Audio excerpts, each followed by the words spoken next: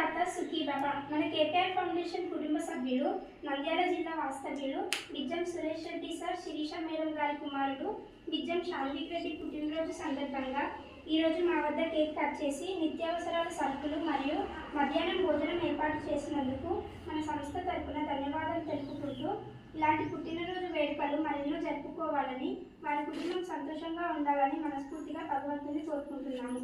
Thank you Bijjam Suresh Reddy sir, Sirisha madam. Thank you so much. Thank you, sir. Thank you so much.